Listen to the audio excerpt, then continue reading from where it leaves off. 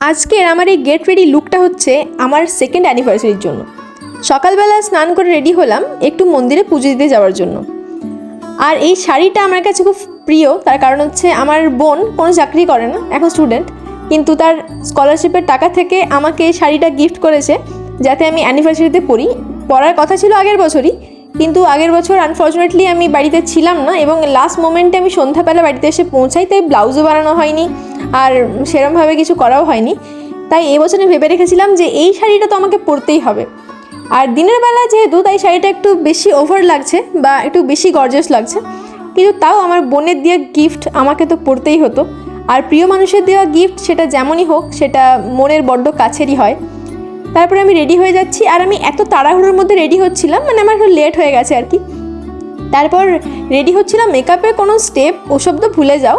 তারপর আমি যতটা জলদি সম্ভব হয় রেডি হচ্ছিলাম, কারণ আমার বর আমার আগে রেডি হয়ে গেছে আজকে, বিশাল ব্যাপার। সে নিচে বসে আছে 1 ঘন্টা ধরে, আর নিচের থেকে 15 মিনিট পর পর একবার করে ডাকছে যে রেডি হয়েছি কিনা। আর আমি প্রত্যেকবারই উত্তর দিচ্ছি হ্যাঁ আর 2 মিনিট।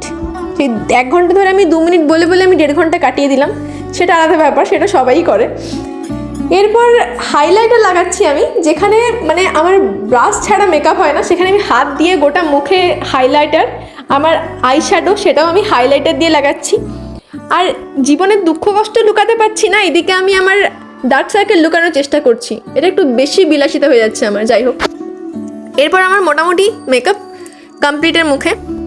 তারপর আমার বর আর থাকতে না পেরেও অলরেডি উপরে উঠে এসছে, যে এরপর আমাকে ঠেলে নিচে না নিয়ে গেলে হয়তো আমি আর রেডিও হব না, আর আমার বর এরপর ডিউটি যাবে, তার কারণ আজকেও ছুটি পাইনি। এরপরে আমার রেডি হওয়ার পর পুজো দিয়ে তারপর সমস্ত কিছু কমপ্লিট করে আবার সন্ধেবেলার একটু প্রিপারেশন আছে। এরপরে আমার বর এসে পরে বলছে যে তোমাদের মেয়েদের তো লেট কিসে হয়।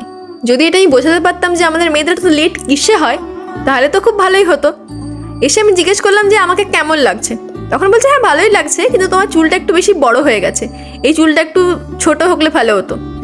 যাই হোক, তো ফাইনালি আমার হাতটা পরতে পারছিলাম না, ওটা একটু হেল্প করে দিল আমাকে। এরপর আমরা পুজো দিয়ে আসি, দেখা হচ্ছে নেক্সট ব্লগে। তার আগে আমাদের একটা ভিডিও ছোট্ট করে দেখে নাও। लिखेगी मैनू ते सोचेगी क्या तू, मिट्टी दा बंदा मैं तू तां परी, इश्क दी गलियां च खोया है दिल वे।